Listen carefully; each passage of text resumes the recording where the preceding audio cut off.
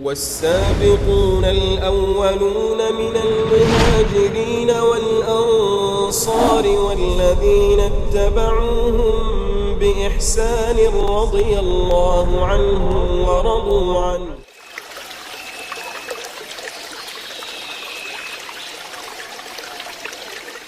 بسم الله الرحمن الرحيم. السلام عليكم ورحمة الله وبركاته. الحمد لله حمدا كثيرا طيبا مباركا فيه مباركا عليه كما يحب ربنا ويرضاه، وأشهد أن لا إله إلا الله وحده لا شريك له، وأشهد أن محمدا عبده ورسوله وصفيه وخليله صلى الله عليه وعلى آله وأصحابه ومن تبعهم بإحسان إلى يوم الدين. أما بعد. Ikhwani rahimani wa rahimakumullah. Alhamdulillah, segala puji bagi Allah subhanahu wa ta'ala. Kita memujinya, bersyukur atas segala limpahan karunia, rahmat dan nikmat yang tidak terhingga. Kemudian salawat beserta salam kepada junjungan alam Nabi besar Muhammad sallallahu alaihi wa ala alihi wasallam, kepada keluarga beliau, kepada sahabat beliau, dan kepada orang-orang yang mengikuti beliau sampai akhir zaman. Jamaah sekalian yang dirahmati Allah subhanahu wa ta'ala, kita lanjutkan kajian kita dari kitab fiqih Mulakhas Fiqhiyah di Syekh Salih Al-Fauzan bin Abdullah Al-Fauzan hafizahullahu ta'ala. Pada pertemuan kemarin, malam kemarin, kita sudah sampai kepada pengobatan yang diharamkan secara syariat. Yaitu disebutkan sini oleh Syekh, di antara pengobatan yang diharamkan yaitu menggantungkan tamimah di leher dalam rangka untuk menolak penyakit al-ain. Ain itu hak, ya, penyakit ain hak. Yang penyakit ain tersebut, ya, terjadi karena pandangan mata orang yang hasad ketika melihat sesuatu. Lihat sesuatu yang indah, kemudian timbul hasad dalam hatinya, kemudian bisa terkena penyakit ain. Dan ain itu hak. Ain itu bukan hanya ada pada orang-orang muslim, pada orang kafir juga ada. Ya, orang-orang kafir juga ingin menimpakan penyakit ain, menimpakan ain yang ada pada mereka kepada Nabi sallallahu alaihi wasallam. Liyuzlikuna bi absarihim lamma sami'u dzikra. Mereka ingin mencelakakanmu wahai Muhammad dengan ain mereka ketika mereka mendengar adzikr, mendengar Al-Qur'an. Baik, maka di sini sebagian orang ingin mengobati penyakit ain atau ingin terhindar dari penyakit ain, namun dengan cara yang keliru, yaitu dengan cara apa? Menggantungkan tamimah di lehernya, atau di leher anaknya, atau di leher binatang, atau menggantungkan sesuatu di rumah dalam rangka untuk tidak terkena penyakit ain, atau untuk menolak bala dengan cara menggantungkan tamimah. Sementara kata Nabi apa? Man ta'allaqa tamimatan faqad asyrak. Barang siapa yang menggantungkan tamimah, maka sungguh dia telah terjatuh kepada apa? Kesyirikan. Jadi enggak main-main. Tamimah ini adalah perkara syirik. Syirik walaupun dia syirik kecil, namun urusannya besar. Ya, tidak akan diampuni oleh Allah Subhanahu wa taala dalam satu pendapat ulama. Ulama khilaf tentang syirik kecil. Sebagian mereka mengatakan tidak akan diampuni. Maknanya apa? Dia wajib diadab di dalam neraka. Ya, adapun maksiat selain syirik kecil dan syirik besar, maka tahta masyiatillah. Baik. Dari sini sebagian orang ingin berobat namun dengan cara yang salah, yaitu dengan tamaim, ya, yang kemudian di dalam tamimah tersebut juga berisikan apa? Alfat syirkiyah. Kalau kita lihat apa yang digantungkan di toko-toko sebagian tempat dengan alasan penglaris, ya. Itu di situ walaupun di atas ayat Al-Qur'an, namun di bawah ada tulisan yang putus-putus, sesuatu yang tidak bisa dibaca. Garis-garis khutat disebutkan kemarin oleh Syekh, itu semuanya terkadang dengan minta bantuan kepada para jin, para syaitan. Dan ini kerjaan siapa? Tukang sihir. kerjaan tukang tenun, ya, kerjaan musya'widah, orang-orang sulap, tukang sulap. Ini kerjaan mereka untuk merusak manusia, merusak akidah manusia. Baik, kemudian kata Syekh,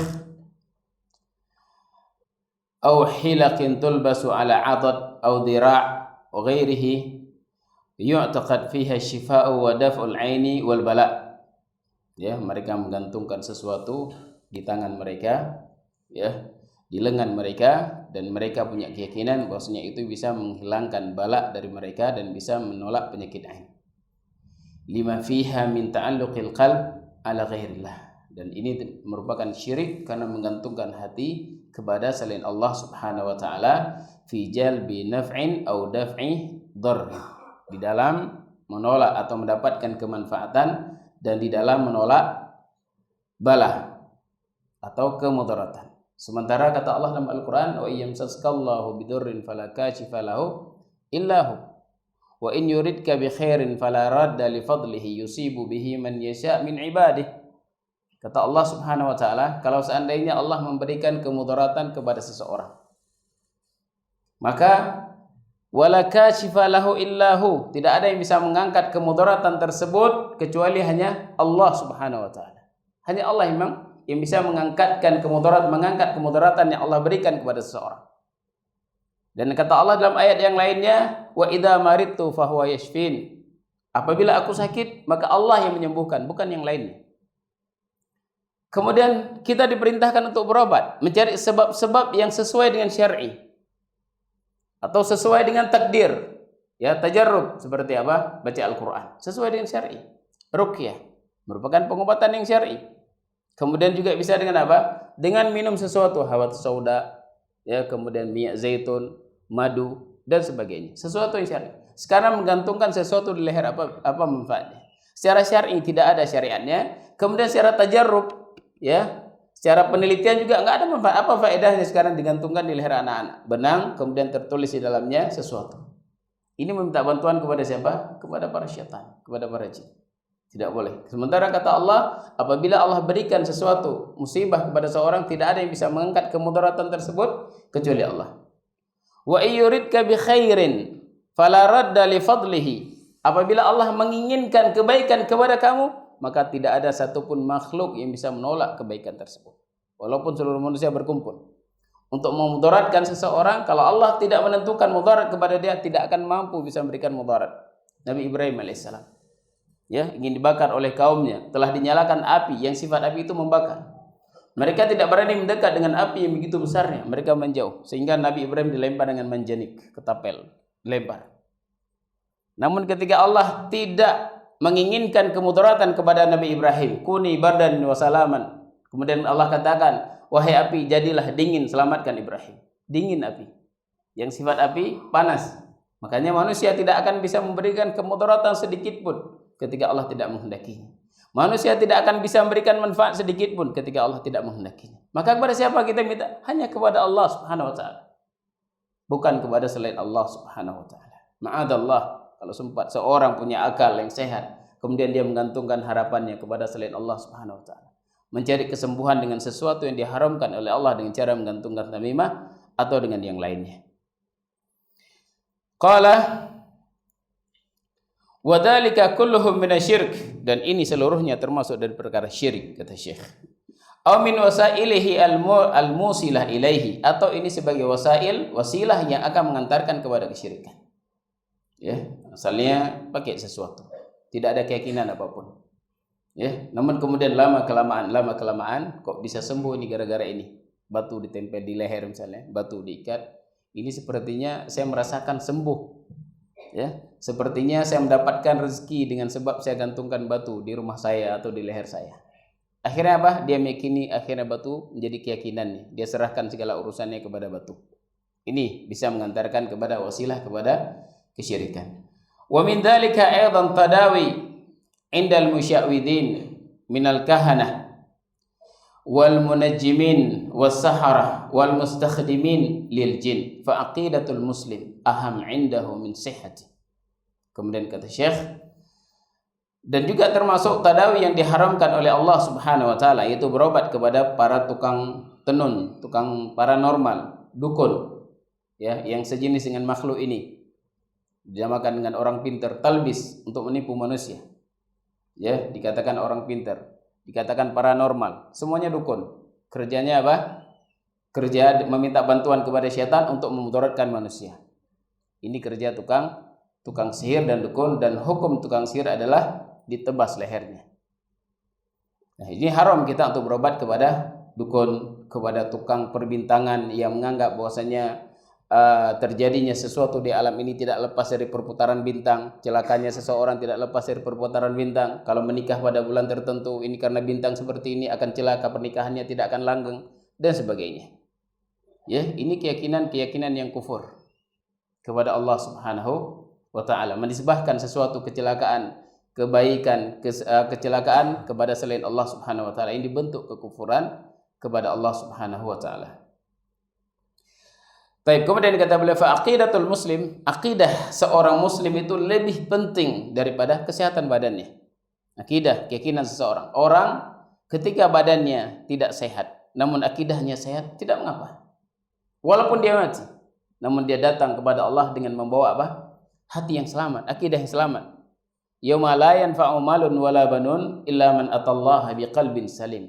Hari ketika tidak bermanfaat lagi harta dan anak-anak laki-laki, anak-anak mereka, kecuali datang kepada Allah dengan hati yang selamat, akidah yang selamat, selamat dari syirik, selamat dari bid'ah, selamat dari kufur, selamat dari maksiat, selamat dari riya, selamat dari noda-noda yang bisa mengotori hati seseorang.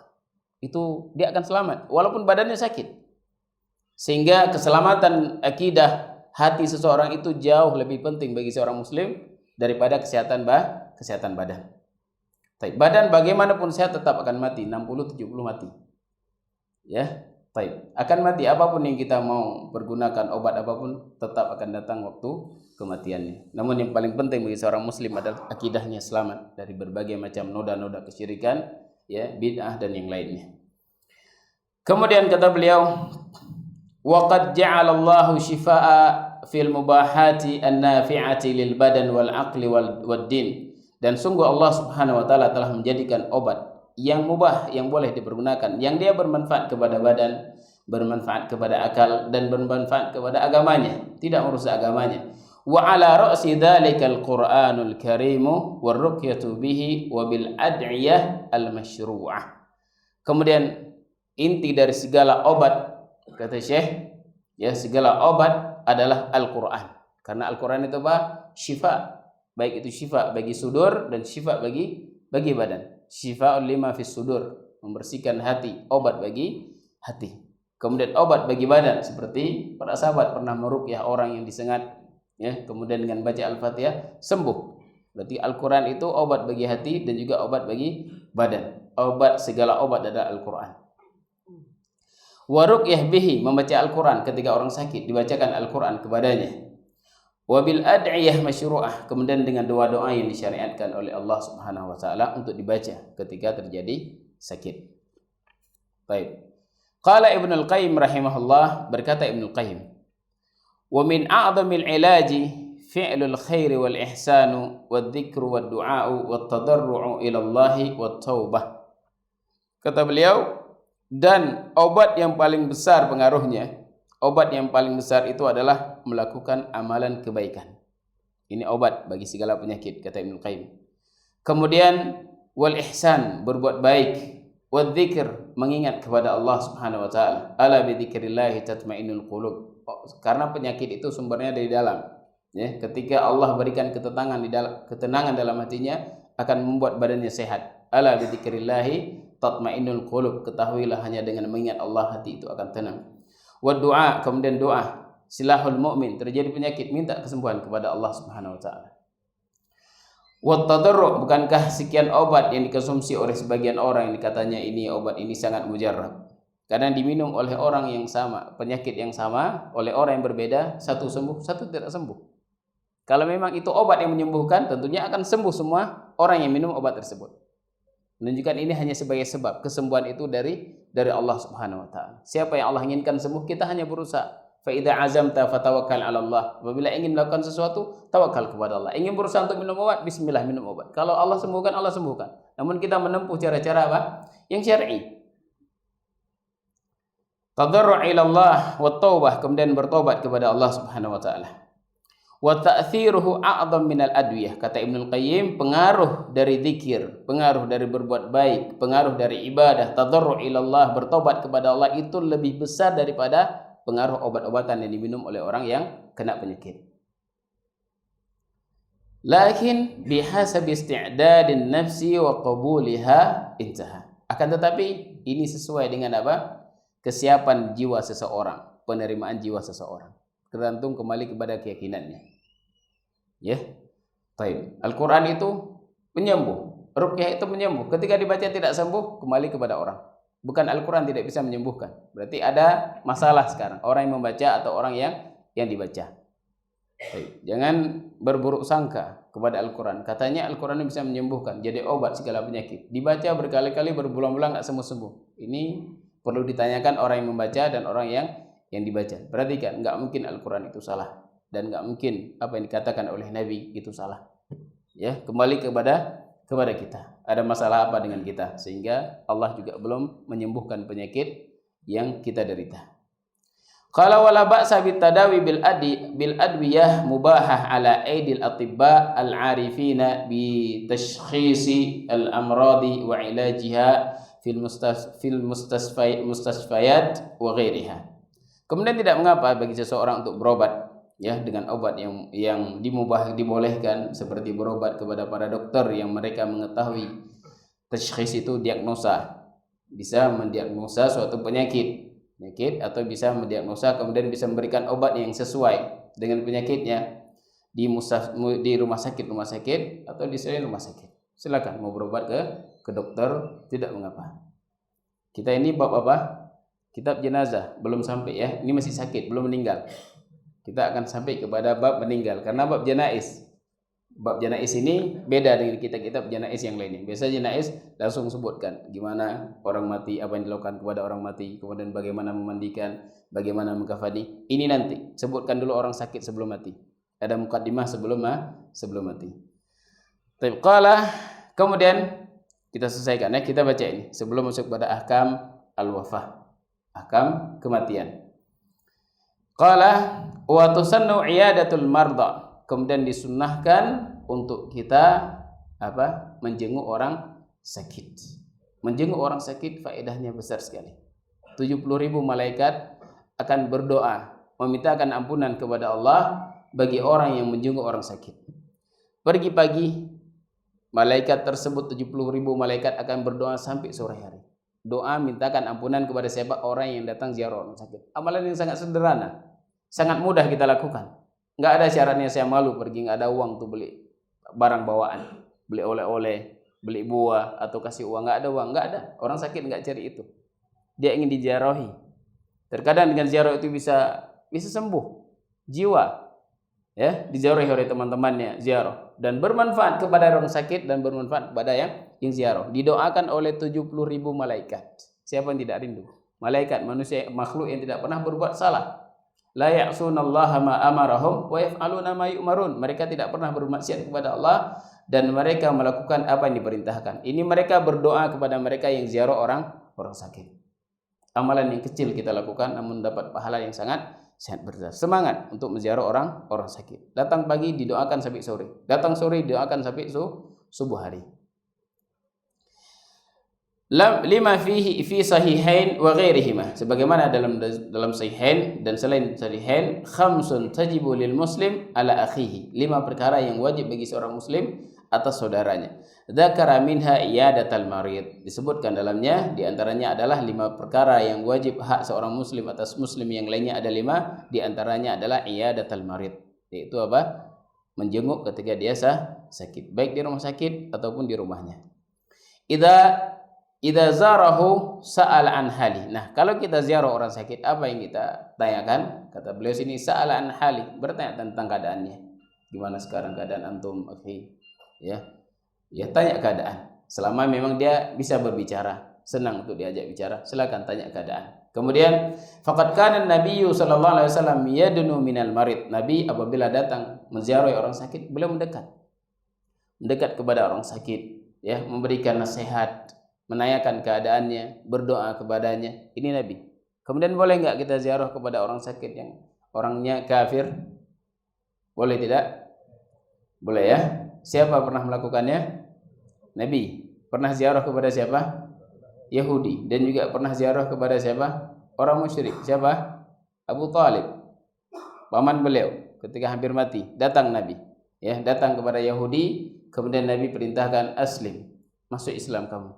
Kemudian Yahudi ini lihat kepada bapaknya. Bapaknya katakan, ati Abul Qasim, taati Abul Qasim. Maksudnya taati Nabi Muhammad. Kemudian dia masuk Islam. Kemudian Nabi keluar, alhamdulillah alladzi anqadhahu minan nar. Alhamdulillah, segala puji bagi Allah yang telah menyelamatkan dia dari api neraka. Manfaat bisa memasukkan orang ke dalam Islam. Terkadang orang sakit ini memang kita tahu sendiri keadaannya. Apa yang kita nasihati kadang dia mau dengar karena keadaan sedang sakit. Nah, di sini Nabi mendekat. Wa yas'aluhu an halihi. Kemudian Nabi bertanya tentang keadaannya. Bagaimana keadaan antum sekarang? Ya, kita datang kepada saudara kita, tanyakan. Wa takunu ziarah yauman ba'da yaum. Ziarah sehari 2 hari, silakan. Hari pertama ziarah. Besok kalau butuh ziarah lagi.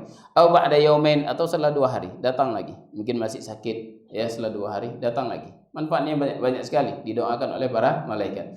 Malam yakun maridu yarghab ziyarata kulla yaumin. Kalau seandainya yang sakit ini tidak senang untuk diziarahi setiap hari. Kita lihat orang sakit, kalau memang dia nggak senang diziarahi setiap hari, maka nggak perlu ziarah setiap hari.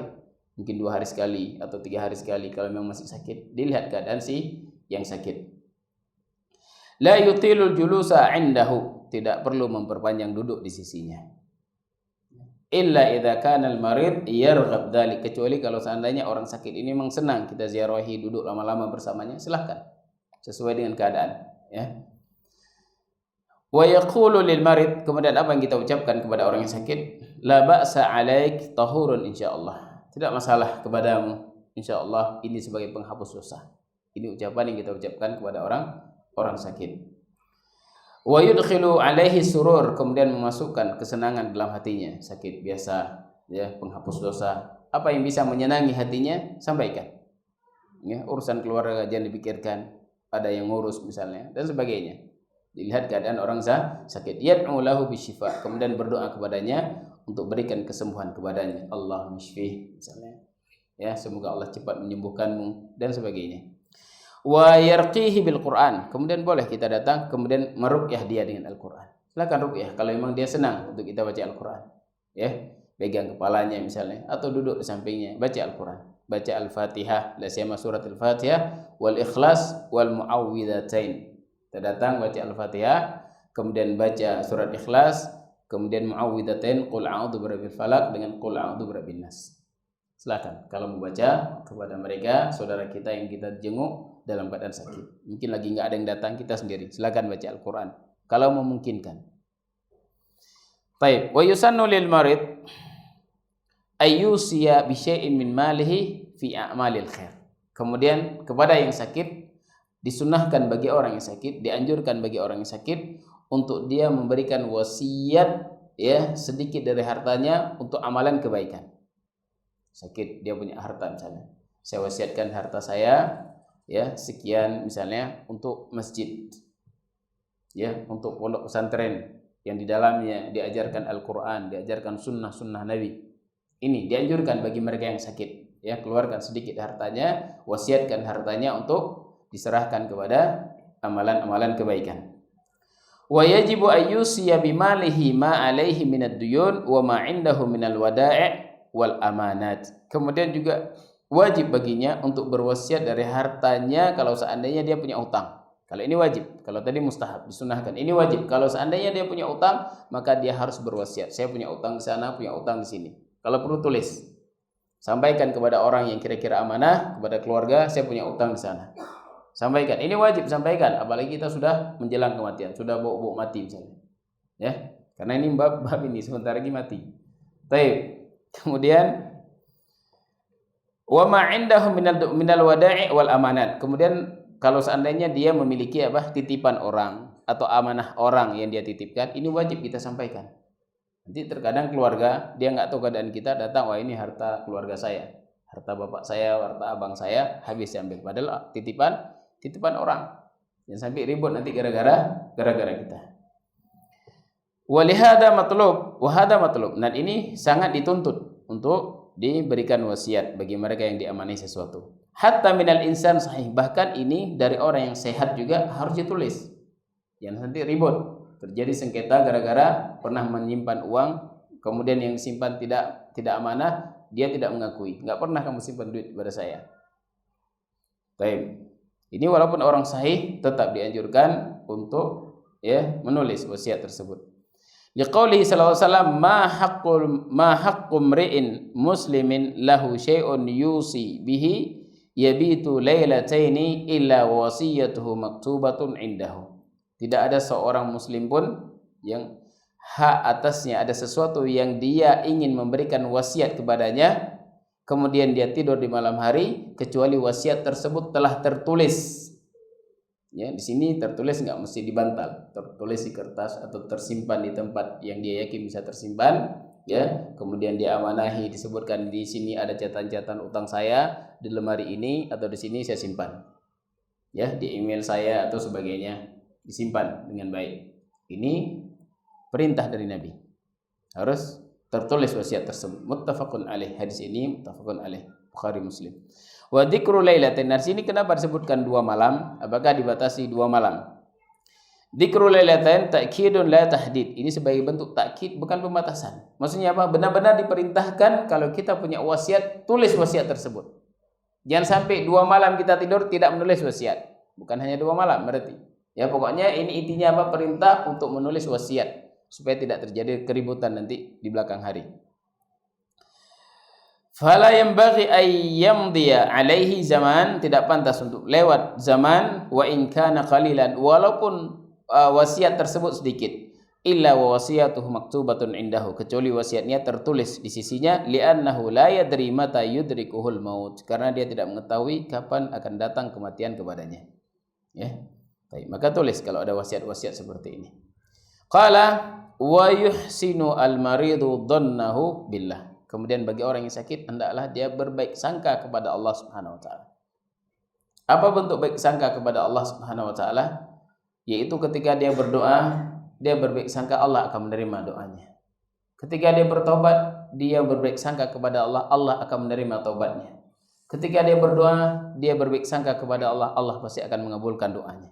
Ini wajib kita berbaik sangka kepada Allah Subhanahu wa taala. Apa penghalang bagi Allah tidak menerima doa kita? Kecuali kalau kita sendiri. Ya, enggak ada penghalang. Allah sangat cinta kepada hamba-Nya yang berdoa. Allah memerintahkan ya untuk kita berdoa. Innakum tukhti'una bil-laili wan-nahar wa ana aghfirud dzunuba jami'a fastaghfiruni aghfir lakum.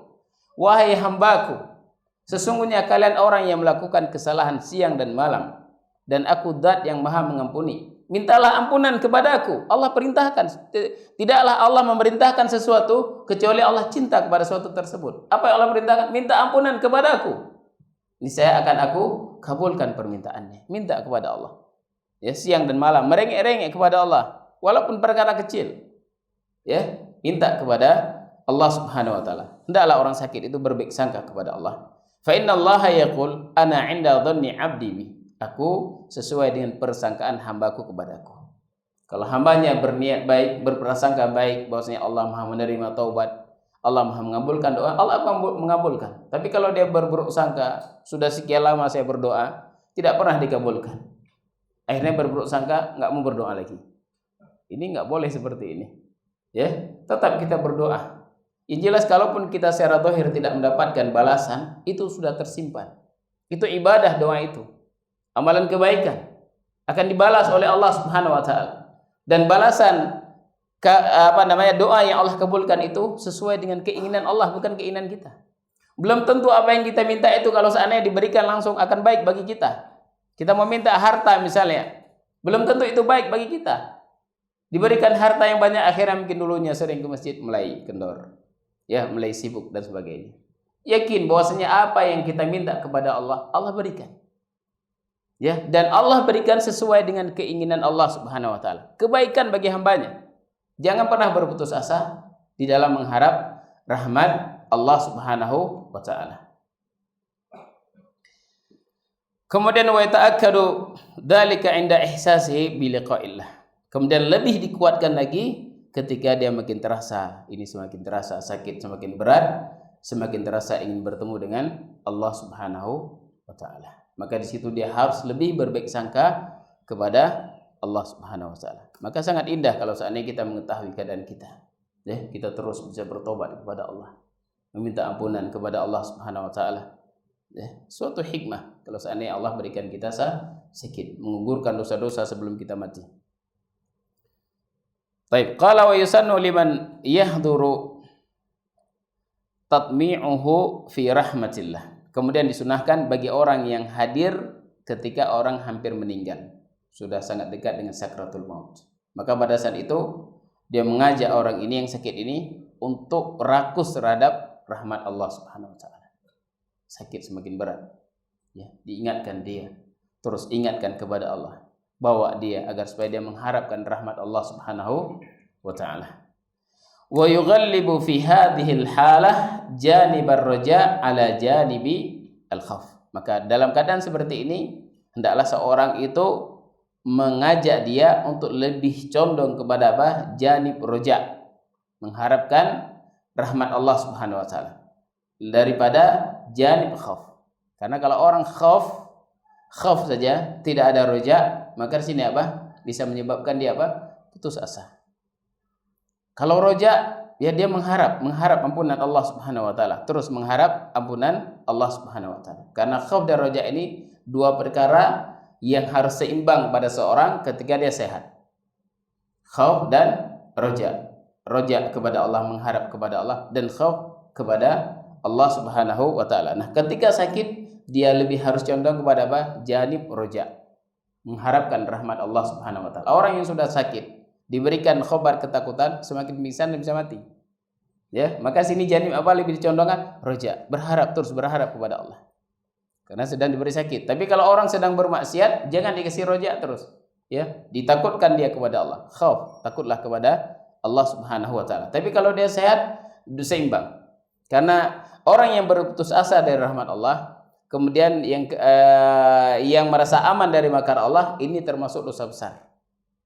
Ya, ketika Nabi ditanya, ya, dosa apa yang paling besar? Pertama kata Nabi, syirku billah.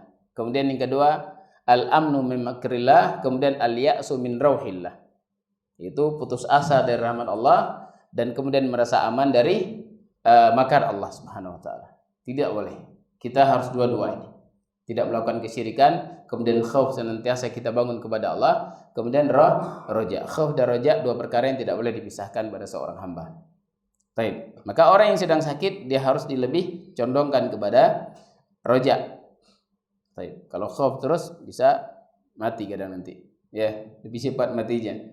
Baik, kemudian wa amma fi halati sihah, adapun kalau seandainya orang dalam keadaan sehat, fayakunu khaufu wa raja'uhum mutasawiyan, maka khauf dan raja'nya itu sama. Li'anna man ghalaba 'alaihi al-khauf, karena orang yang lebih condong khauf auqa'ahu fi naw'i minal ya's, kalau hanya dibangun di atas khauf, ya, roja'nya kurang, maka dia akan apa? Menjadikan dia jatuh kepada apa? Perkara yang akan putus asa dari rahmat Allah Subhanahu wa taala. Dan tidaklah orang-orang Khawarij, ya, mereka sampai mengkafirkan kaum muslimin, ya, mengkafirkan pelaku dosa besar karena mereka hanya janib khauf, karena takut kepada Allah sehingga pelaku sedikit dosa kafir, tidak ada ampunan, tidak ada harapan untuk diampuni. Kalau orang-orang Murji'ah, mereka menganggap Allah itu Maha Pengampun, sehingga enggak ada takutnya mereka. Terus mereka mengharap melakukan maksiat demi maksiat, dianggap Allah itu Maha Rahmah, Allah Maha Pengampun, dosa apapun kita lakukan pasti akan diampuni. Ini dua makhluk yang saling bertentangan. Kita Ahlussunnah di tengah. Ya, kita ada khauf dan ada roja. Kalau khauf saja seperti Khawarij, kalau roja saja seperti orang-orang Murji'ah. Kita tengah-tengah, khauf dan roja. Taib, wa man ghalaba alaihi roja, barang siapa yang lebih rojaknya, auqa'ahu fi daw'in minal amni min makrillah. Maka kalau orang lebih roja, ya, hanya mengharap tanpa ada takut kepada Allah Subhanahu wa taala, maka ini akan menjadikannya terjatuh kepada jenis merasa aman dari makar Allah Subhanahu wa taala. Fa idza, kita baca ya, selesaikan sedikit lagi sampai kepada masuk ahkam al-wafah. Fa idza tudira al-maridu fa innahu yusannu liman hadarahu ayyulakkinahu bila ilaha illallah. Barang siapa yang hadir, ya, orang sakit dihadirkan di depannya atau dia melihat orang yang sedang sekarat, maka disunahkan untuk apa? Untuk mentalkin. Apa talkin? La ilaha illallah. Kapan ditalkin? Ketika sakratul maut, ya, hampir meninggal, kemudian ditalkin. Liqaulihi sallallahu alaihi wasallam, laqinu mautakum la ilaha illallah. Talkinkanlah mayit-mayit kalian, orang-orang, apa maksud mayit sini mautakum? Bukan maknanya orang yang mati di antara kalian. Mautakum sini adalah orang yang akan mati. Karena kata Allah, innaka mayyitun wa innahum mayyitun. Engkau wahai Muhammad mayyit. Apa sini mayyit? Apakah Nabi Muhammad telah meninggal ketika turun ayat ini? La, maksudnya apa? Akan meninggal. Fa innahum mayyitun, dan juga mereka akan meninggal. Sini maksudnya apa? Orang yang mau meninggal. Maka sini kata Nabi, laqinu mautakum. Mereka memahami laqinu mautakum, talqin di kuburan ketika dikuburkan. Ini salah. Ya, Nabi memerintahkan talqin kepada orang yang hampir meninggal. Mautakum sini enggak mesti orang sudah meninggal, orang yang menjelang meninggal. La ilaha illallah, ini talqinnya. Rawahu Muslim wa dzalika li ajli ayyamuta ala kalimatil ikhlas. Tujuannya apa? Agar supaya dia mati di atas kalimat ikhlas. Fatakuna khitama kalamihi, ya, sehingga jadilah kalimat tersebut la ilaha illallah penutup dari ucapannya. Fa'an Mu'ad marfu'an, dari Mu'ad marfu'an, man kana akhiru kalamihi la ilaha illallah dakhalal jannah. Barang siapa yang akhir dari ucapannya itu adalah la ilaha illallah, maka dia akan masuk ke dalam syurga. Wa yakunu talqinuhu iyyaha birifq. Nah, talqinnya dengan cara adalah dengan lemah lembut. Jangan dipaksa, ucapkan la ilaha illallah, cepat. Saya pegang kayu nih. Jangan, dengan rif, ya, dengan lemah lembut. Wala yukthiru alaihi, jangan diperbanyak. Kalau dia sudah mengucapkan sekali cukup, kecuali dia berbicara lagi, baru diucapkan lagi. Kalau kita sudah mentalkin la ilaha illallah, kemudian kita lihat dia masih berbicara tidak. Kalau dia berbicara dengan bicara lain, talkinkan lagi. Tapi kalau sudah diam, jangan lagi, udah cukup. Itu udah akhir kalamnya. Ya, jangan berulang-ulang sampai tunggu tarik nafas terus ucap la ilaha illallah, la ilallah terus. Ini salah. Cukup sekali ucapkan, ketika dia tidak berbicara lagi, cukup. Tapi kalau bicara lagi, talkinkan lagi. Li'alla yudjirahu wa huwa fi hadhil hal, agar supaya apa? Tidak membuat dia takut kalau terus dipaksa, ya. Bukan dengan lemah lembut, membuat dia semakin takut, semakin sempit. Wa yusannu ayyu yuwajjiha ilal qiblah. Kemudian disunahkan untuk diarah kiblat, dan ini khilaf, ya. Masalah menghadapkan kiblat, Al-Imam Ibnu Musayyib beliau mengatakan tidak dianjurkan untuk menghadapkan mayit ketika kehadap kiblat. Ini sudah mati. Ya. Sudah dekat mati. Memang sudah enggak ada harapan lagi sembuh. Ya. Di sini kata beliau disunahkan untuk dihadapkan ke kiblat, dan ini tidak ada dalilnya. Allahu a'lam. Sebutkan, saya baca dari kitab Ibnu Musayyib, beliau mengatakan tidak dianjurkan karena tidak ada dalil. Biarkan mayat sebagaimana keadaannya. Maksudnya orang yang mau mati ini. Kecuali kalau seandainya dia mau sholat, ya, dia mau sholat diarahkan ke kiblat. Di sini seperti ini misalnya, ini tidurkan dia ke sini, kemudian menghadap sini. Seperti orang meninggal. Meninggal itu dimasukkan sebelah kanan, syaqul aiman, masukkan, kemudian dipalingkan ke kanan. Nanti akan lewat babnya. Ya. Kemudian wayaqra'u indahu surah Yasin. Kemudian dibacakan kepadanya surat Yasin. Liqaulihi sallallahu alaihi wasallam, iqra'u Yasin ala mautakum. Bacalah Yasin kepada orang yang mati di antara kalian. Sini juga ala mautakum apa? Kepada orang yang menjelang kematian. Nah, ala huruf jar ala itu seperti kita katakan aqra'tu ala syekh. Berarti apa? Ketika kita baca didengar oleh syekh. Kalau seandainya baca di sisi syekh, di sisi mayit, iqra'u inda. Kalau inda itu sudah mati, baca di sisinya, dia enggak mendengar. Tapi kalau ala, dia mendengar. Ini di sisi bahasa, ya. Kita bahas buat masalahnya.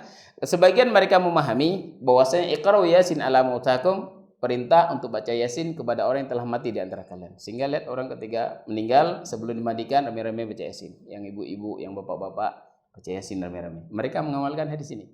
Yang pertama kita katakan mautakum di sini bukan orang yang telah mati, tapi orang yang mau meninggal. Karena ala dibaca aqra ala, berarti orang yang kita baca mendengar. Kalau seandainya tidak mendengar bukan dengan ala. Ya, Ini dalam ilmu lughah. Kemudian yang kedua, hadis ini dhaif. Ya, hadis ini dhaif. Kenapa dhaifnya? Di dalam sanad hadis ini ada seorang yang namanya Abu Uthman. Abu Uthman ini dia majhul, tidak diketahui keadaannya. Apakah dia sahih atau thiqah, ya, thiqah atau dhaif, pendusta atau bukan, tidak dikenal. Ya, ketika dikatakan majhul berarti para ulama tidak mengetahui gimana keadaannya. Orang yang tidak diketahui keadaannya maka tidak bisa dijadikan sandaran. Kemudian dia meriwayatkan hadis ini dari bapak beliau. Bapak beliau juga majhul, tidak kenal siapa bapaknya. Kemudian dari Ma'qil. Dari Ma'qil wa abuhu juga majhul. Dan terkadang Abu Utsman ini meriwayatkan dari Ma'qil langsung, lewat bapaknya enggak diriwayatkan. Putus berarti sanadnya munqati'. Dan ini termasuk hadis yang muttarib, yang goncang. Sehingga tidak bisa dijadikan sandaran. Sebagian mereka yang mengatakan hadis ini sahih, karena ada sebagian mengatakan sahih, maka maknanya apa? Baca ketika mayit hampir meninggal. Karena memang disunahkan kita untuk baca Al-Quran, ingatkan dia dengan Al-Quran, ya, dzikir, apa yang bisa diingatkan ketika orang hampir meninggal, bukan ketika setelah meninggal. Rawahu Abu Daud wa Ibnu Majah wa sahahahu Ibnu Hibban. Memang Ibnu Hibban mensahihkan hadis ini, ya.